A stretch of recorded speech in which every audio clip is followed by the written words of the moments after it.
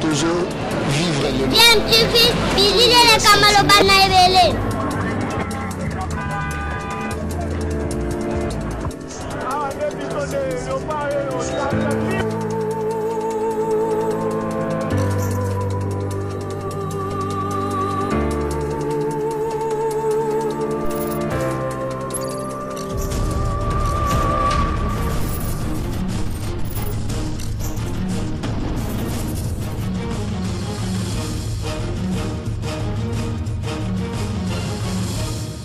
TV toujours en avant.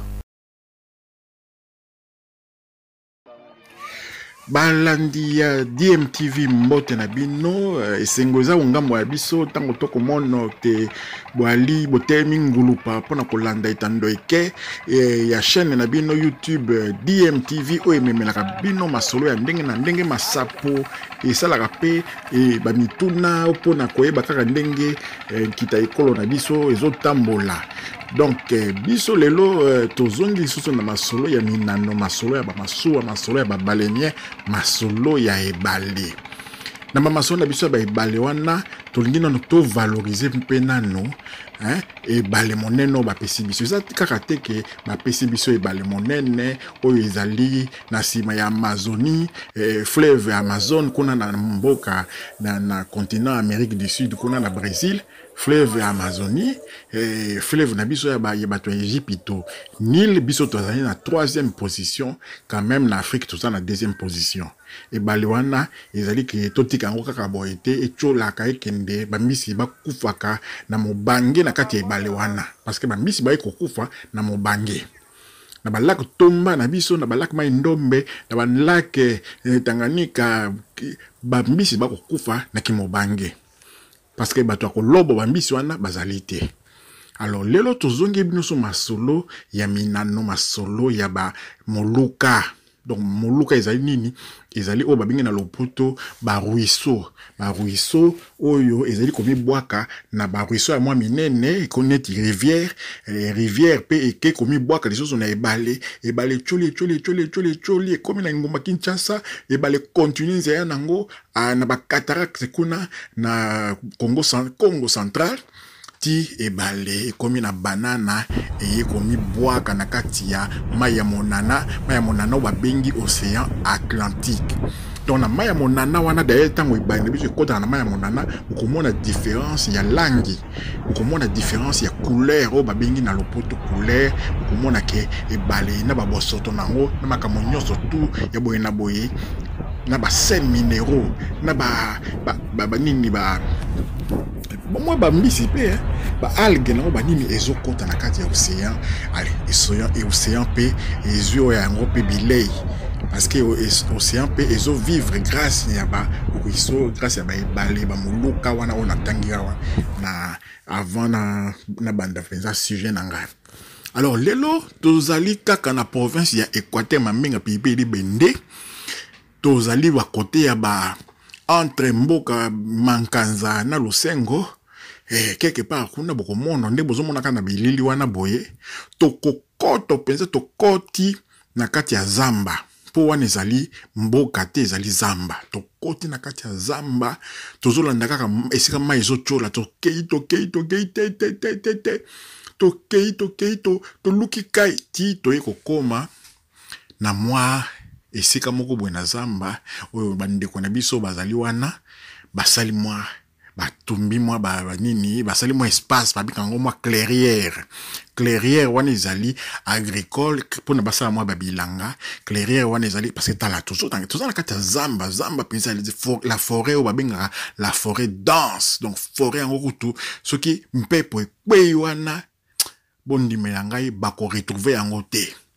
Ce qui à part boîte noire, grâce na boîte noire où ils ont nakati ya ba pepo, mais ce qui est ba pepo ya ba Antonov, wana ya ba riso ils allaient ba bricoler, on a parfois boîte noire ils allaient rater ce qui est payé na Zamba wana et comme on noté. Yango la vraiment lelo bolanda penza na kimia nyonso tozali ko luka tozo kota penza na kati ya Zamba mais na ndenge ya boîte na ndenge ya nini ya nzela makolo pe kozala mais to choli nano to kei te kokoma na esika to kokoma wana. mais soki botali bien na bilili oyo ngai nazali kolakisa bino na ngonga oyo bokomona te mai oyo bozomona wana en fait ezali mai ya ebale sikoyo donc esalaki neti edébordé donc mpela donc mai ebimi ekoti na mokili mai ekoti na zamba poni na lobi bongo po botala bien ndenge mai wana ezali bokomona banzete mbila ezali banzete mosusu elali na kati ya mai wana elingi koloba ke place wana normalement mai ezalaka te place wana ekomi mwa ebale mais sikoyo mwa rivière wana ezali na ba avenue il faut koyeba nzela il faut koyeba parce que soko bungi wana bo imaginer kaka butu ya makasi na ba molili wana donc bando lela na monoko ya mboka te baya kobimisa yo baya kosunga yo wana kaka expert moko ayebi nzela nde azokolanda parce que ozomona community ba avenue na gauche boye maya wezo question na gauche na droite boye biso zo toke na gauche ou toke na droite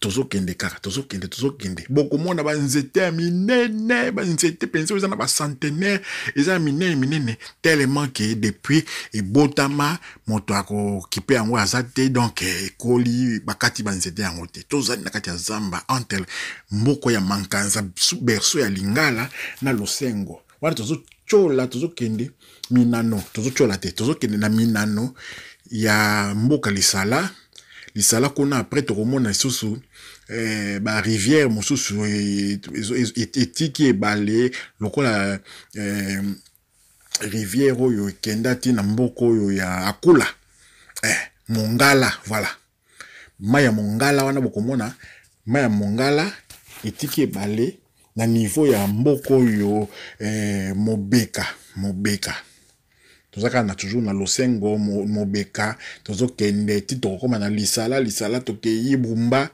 voilà mais na niveau ya lisala wana Mobeka bokomona mai ezalaka wana soki rivière moko na gauche boye ali bokeyi ti bokoma kota ba akula kuna bokomi kota ba dongo bobeka mboka wana dongo esika bato nyamu moi guerre combat tribal moko ebimaki ba welaki soki mbisi soki ba nini liziba moko boye tonda mbisi babundi bakufi pona makambo ya mbisi na kata liziba wana baenyele na peuple ezaka kuna baenyele na dongo donc soki ozika ka mai wana ya Mongala kote bakula wana kokoma na badongo wana balibenge bagemena donc yango wana lelo vraiment tolingaki to partager na bino bilili oyo bozo mono wana penza ndenge tozochola na bwato na biso tozokende tozokota na zamba esika mwa bilanga esalemi na zamba wana mwa bibwele pe ezali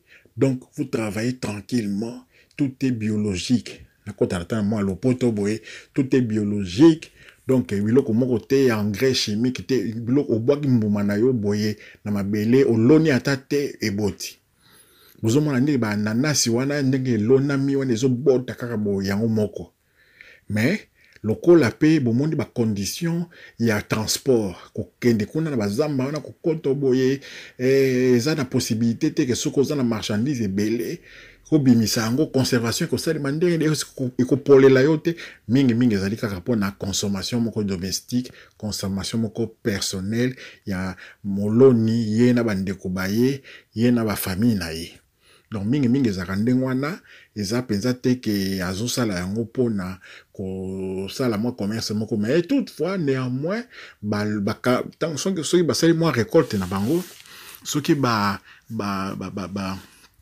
bauti koboma ata ebwele na zamba wana babobi bambisi balobi bambisi soki bamiche kaka pembeni ya ebale boye na babwato na bango soki mwa masu ezoleka alokomona bango baye mbangu po bateke yango kaka po bazwa mwa mosolo quand même c'est toujours bien kozana mwa ba argent liquide na maboko parce que bana bazobela komema bango kosomba bakisi banini wana esengaka penza mbongo ezala quand même na maboko mais mbongo na biso pe ba franc congolais yango ezo risquer pe expirer quand na maboko ezo dévaluer ozomona dollar eza valeur refuge o ba benga valeur refuge quand même sur ba dollar na yo obombi yango ozana ma stabilité mo ke dollar eko dévaluer te mais ba franc congolais na biso donc ezaka mbongo fait tourner parce que ce tiki yango na se mbeto ezo risquer perdre valeur nango et puis yo pe okuta na ba bokoso pour continuer kosomba soso bakisi na yo kosomba bilamba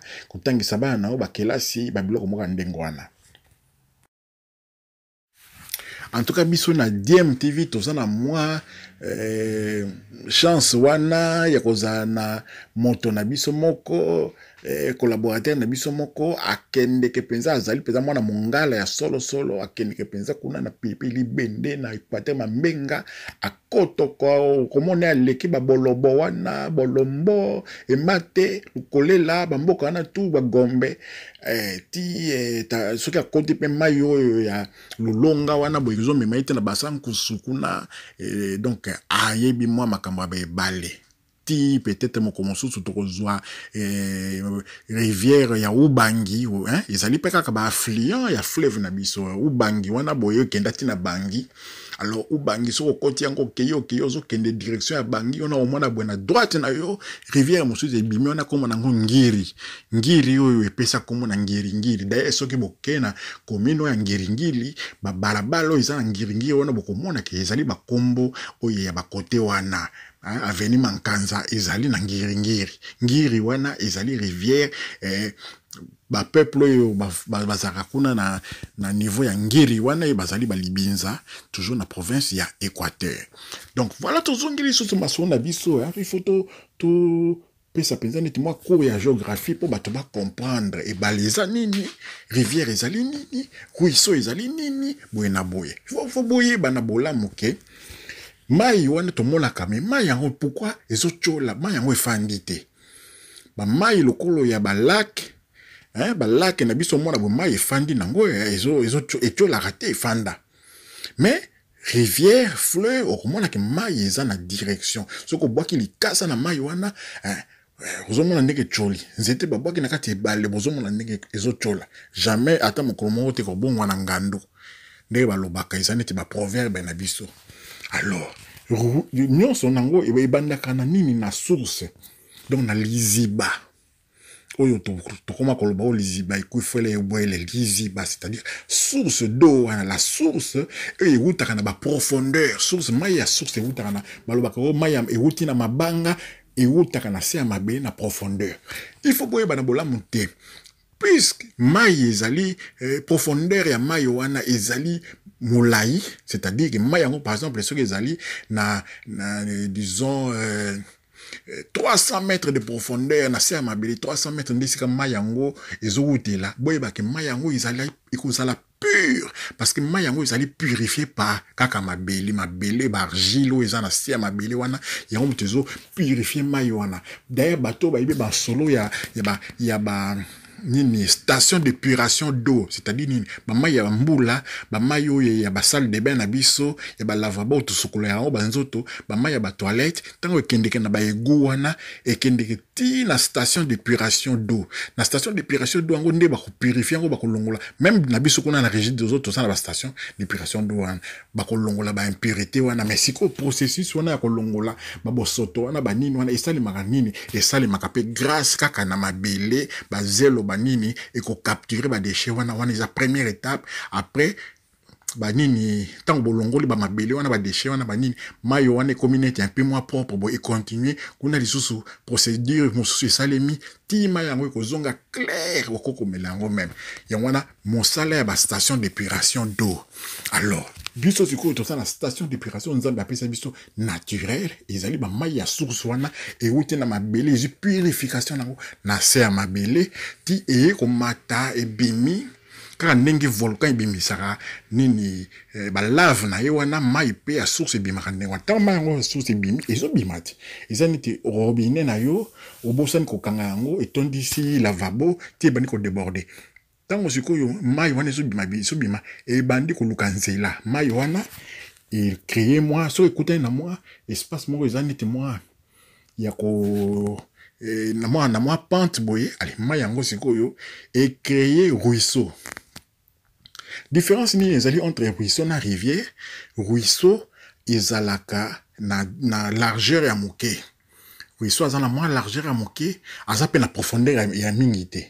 Ruisseau ko kota soko moni ke non mai moko boye, moi mai moko ezana ngo na largeur ya ba 2 mètres banini, yo kotambola na kati ya mai yango, mai ezokomelo ezosukelo na ba genou kaka, yeba ke kombo nango ruisseau. Ce qui est ruisseau yango ezali na moi pente, c'est-à-dire que source ezana moi likolo sikoyo esika direction mai yango ezozwa esali moi pente esali sikoyo ke mai yango ezana pression ezana vitesse ya makasi parfois na kati ya nini ya ruisseau yango ba mabanga ezali créer nete moi ba nini wana babengaka yango torrent. Torrent boyo kakao ba toyemba ba nzembo na niveau ya église comme un torrent donc qui coule bon. Torrent ingil ezali ruisseau, mais ruisseau ezali na moi pente o ezali net ezaka na ba montagne boy na boy. Ezana moi pente comme moi ezo na vitesse et créer torrent. C'est-à-dire que tant ba renverser le torrent qui vient tout déborder qui vient renverser yango wana. En fait, le torrent est un ruisseau, mais c'est quoi yo ruisseau yo ezali na moi pente ezali na moi ba pokoso na nzela na yango. Alors, nyonso wana siko eye komi boaka na ruisseau ya moi monene, ruisseau ya moi largeur monene, ruisseau ya moi profondeur. Siko kombo échanger et longwe ruisseau et komi rivière. Tango komi rivière wana yango pezo continue nzela. Kaka ndenge source kuna Lualaba, moni source ya fleuve na biso comme nango Lualaba, mais ba source ezali ebele, chaque ruisseau a une source. Il faut boire chaque ruisseau a une source. Biso siko ba rivière eza combien de rivières?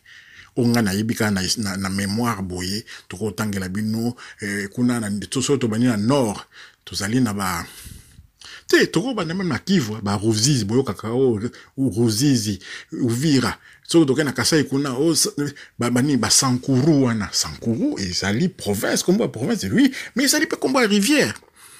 Mbuji mai bozoka Mbuji mai wana ezali pe rivière. Mbuji mai c'est le nom d'une rivière qui a donné le nom à la ville. Ba Kwilu, ba Kasai, nyonso wana ezali ba rivière. Chikapa ezali rivière. Na yebisi bino ja Sankuru ba Ruzizi ba nini ba ezali ba rivière. Soko toke soko na nord kuna kota ya ba Kisangani kuna ba Uele ezali rivière. Nini soto koti kaka kota ba Mongala kuna Itimbiri ezali rivière. Ezo mi boaka na ba Mongala ye moko pe rivière ami boaka na fleuve. Ngiri ezali rivière, ba rivière ezali ebele Nkisi. Ba rivière Nkisi na Congo central où ezali na ba Kisantu wana tout ça Nkisi et pesipi komo na mboka Nkisi c'est une rivière s'il vous plaît. Congo ezana ba moluka ebele ba rivière Kili. Alors la rivière mususu boye ezani te chenal rivière pe et ko kozala nourriture ya lac. Ba rivière pezo ya komi boaka na lac. Lac ezali approvisionné par la rivière. Soko tali siko lac Maindombe wana soko tali bien komona la rivière quoi o epesa mboka kombo kwa mutu. Mais en fait kwa mutu wana ezali en anglais quoi Manf ça monoko, c'est-à-dire que la bouche de quoi quand la rivière quoi vient se jeter sur le fleuve Congo, à cet endroit là c'est la bouche de quoi embouchure il y a quoi donc quoi Manf. Mais biso to benga kwa mutu. Parce que bah commis Manf ça s'écrit comme ça M-O-U-T-H. Mais en fait ils allaient rivière quoi ce côté rivière quoi on a okeye papa pozo kende ti okomona allez et pesibino Kwilu rivière Kasai ba Buenabo. Donc ils allaient succession kaka ba rivière la rivière Nsele, la rivière Kalamu, la rivière Gombe à Kinshasa, on les a ba rivière na kati ya Kinshasa. Ba rivière Mike pe ezali. Eza ba ruisseau parce que maya Kalamu wana maya Njili, vous voyez. Maya Njili ezali ba rivière s'il vous plaît. Voilà. Voilà oyo tokokaki koloba pona moi sujet pour otongaki to la tout la Kisabino, bon, on appelle ça dengue et balé, donc inondation. Et puis d'ailleurs, ce qui botali peut bien, beaucoup on a bandako et tongami au babenga sur pilotis, c'est-à-dire que batongi ndako ngo zaneti ndako e bandi na moi hauteur moko boye banzete zanase ndako zana moi hauteur, ça veut dire que maille matarati na niveau wana. Ce qui fleuve na période où il y a saison de pluie, fleuve est mati, le fleuve sort de son lit. On a des termes, au Balobaka, le fleuve est sorti de son lit, la rivière est sortie de son lit, donc les lits, les bassins du fleuve est débordé, et mati, ce qui bino, botongaki kaka, na moi hauteur te, ale boza inondé, parfois même, menda qu'on a bino, et kochola bona et balewana. Donc, fleuve et côte na kati ya Zamba, et puis, banzete. Et puis, tant que zo kota na Zamba, il faut boye bake, bambisi pe bazo kende, bazo kota. Bambisi bangando, bambambe, ambambe, zali les lézards, babinga neti varan. Voilà, ambambe pe, kota kanama yoana, babinga lézard monitor, voilà. À côté na kati ya Zamba bangando pe et puis tant que maye ko se retirer ce qui ngando ngo siko azaki neti moi qui dit ba ce qui ngando ngo az bota ki makina ye parce que faut boy ba ki ngando asala moi le a timoli moi li bulu isika ko pondre ba makina ye ale tango pondre ba maki. Après, allez, à sali on était moi monticule, boy, na ba makasa, na ba biloko, et sali n'était moi un nid. Ba bien un nid quand même, hein. C'est un nid. À sali nid na ye, à la fin de l'imaki, à l'aller l'imaki, on a, c'est azo surveillant, parce que, ambambe, les arwana monitor, à timo la kamabele, on a pona okena kolia ba maki. Donc, ngando, ce qui a fin de l'imaki, à kendeka kapona kolia. Mais ce qui ngando, c'est quoi, à lia qui bien avant, à fin de la maki na ye, eh bien, enfin, dans l'outil nasuka. Ce qui c'est comme maï wana ekotaki na Zamba. Ce qui maï il s'est retiré, kaouki nango il s'est évaporé. Donc, rivière wana ezali soute, ngando akangami na kati ya Zamba. C'est pas étonnant que parfois, ba chasseur mususu, ba zomona ba ngando na kati ya Zamba. Mais ngando akomi ndenge ni baleza ote. C'est-à-dire que, ayaki na circonstance moko boy. Parfois même, on retrouve, ba mbisi mususu, donc, tant que maï ikei, ba mbisi yango ba kufi, ba tikali kona ba kangami na ba matiti, na ba nzete. À part mbisi oyo s'adaptaka très bien dans les circonstances, on est ba poto ba nini zali ngolo ba mbisi ni wana nyoso to ba ngolo wana ba nzombo ba nini bangi baza ba mbisi moko pe ba ce qui même au BBC libanda ma ya so respirer na ye ça ba mbisi moko za ni un peu entre mbisi na je sais pas comment exprimer ça ils allaient ba mbisi OK à ko respirer na pe libanda ma ya to frapper ça te nani ngolo za mbisi moko a vivre à peine à bakata ba poto donc ça na besoin te que ma yesa na ngoso ki belé so ki ndenge nini. Voilà, on a passé bino kaka moi introduction, il y a ce sujet parce que vous allez belé, je vous assure, tokoti, na kati ya ba rivière na biso na kati ya ba moluka wana, ezaka na Équateur te, hein. Ce qui est grâce, tokota pe na ba rivière ya ba province misusu. Mais le quoi na Équateur tozali na montonabi sokuna sur place ya mwana toko offrir bino ba image oyo bozomona wana ba image moko un peu exclusive parce que zali ba image moko que même bato yo na gouvernorat provincial ba ko découvrir ngo kaka à travers chaîne na bino DMTV.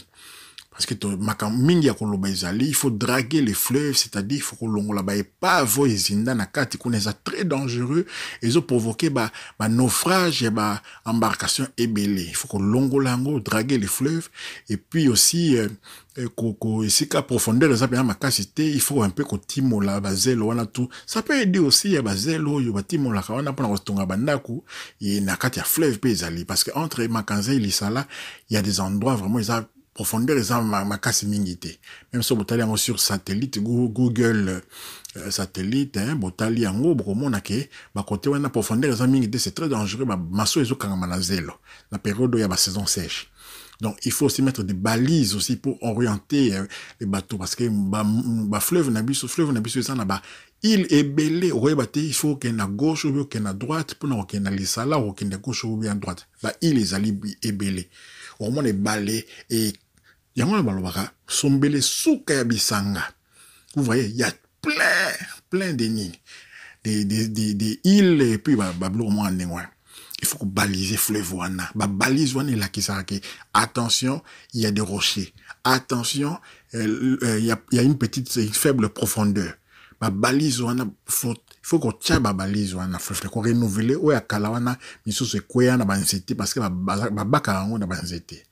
Voilà, le sujet est vaste, on va encore en parler dans le prochain numéro d'Abisso. Kamala, mon tour DMTV vous dit merci d'avoir suivi moi élément Oyo, ceux qui bossent payé nango, beaucoup partagé nango. Et vous c'est de annoncer déjà que Tokolo, il a pas de moteur, pas choix ni de moteur, il y a que ça pour na mamaswa na biso pour na baleinière. Dans les prochaines émissions. Merci, au revoir.